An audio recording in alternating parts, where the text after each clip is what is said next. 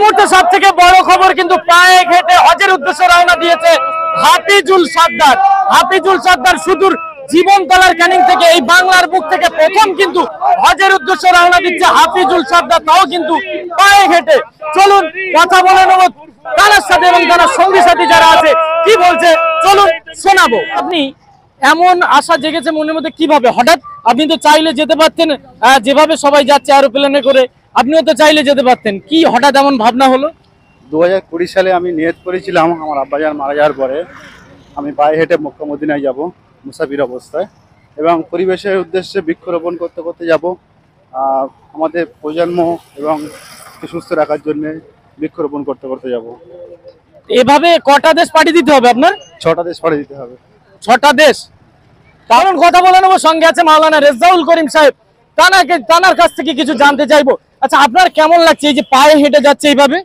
খুব সুন্দর লাগছে যে জায়গাটায় যাচ্ছেন, আমাদের সকলের হৃদয়পিণ্ড জায়গা, আমাদের সকলের মক্কা মদিনা সোনার নবীর দেশ, সেখানে আমার ভাইজান যাচ্ছেন। আমরা সকলেই খুব খুশি, খুবই আনন্দিত। এর আগে শিহাব ভাই গিয়েছিলেন, তো সেই ক্ষেত্রে আমার হাফিজুল ভাই যাচ্ছেন আমাদের জীবনতলা থেকে।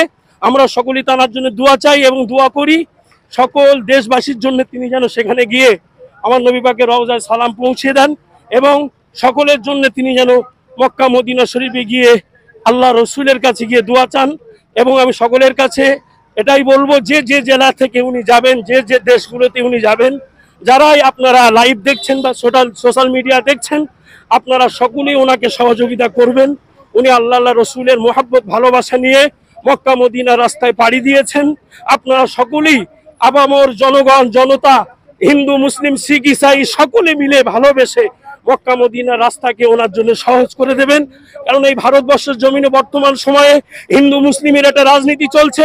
সেই ক্ষেত্রে আমরা সকলে হিন্দু মুসলিম কাঁধে কাঁধ মিলিয়ে যেভাবে বাস করে আসছি, আমাদের ঐক্য, ওরা এক বিন্দু দুটি কুসুম, হিন্দু মুসলমান, মুসলিম তাহার নয়নমণি, হিন্দু তাহার প্রাণ। সেই ক্ষেত্রে আমরা সকলেই তানার জন্য ঝাঁপিয়ে পড়ে উনি যে যে জেলা উপজেলা থেকে পাড়ি দেবেন, সেই জেলার মানুষদের কাছে অনুরোধ রাখবো, পুলিশ প্রশাসনের কাছে অনুরোধ রাখবো, সুন্দরভাবে আমার ভাইয়ের এই সফরকে যেন আল্লাহ পাক কবুল করেন। বলুন আল্লাহুম্মা আমিন।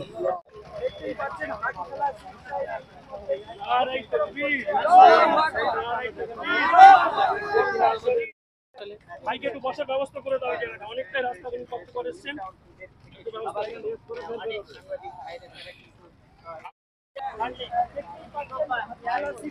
ইতিমধ্যেই কিন্তু উপস্থিত হয়েছেন, তিনি যাচ্ছেন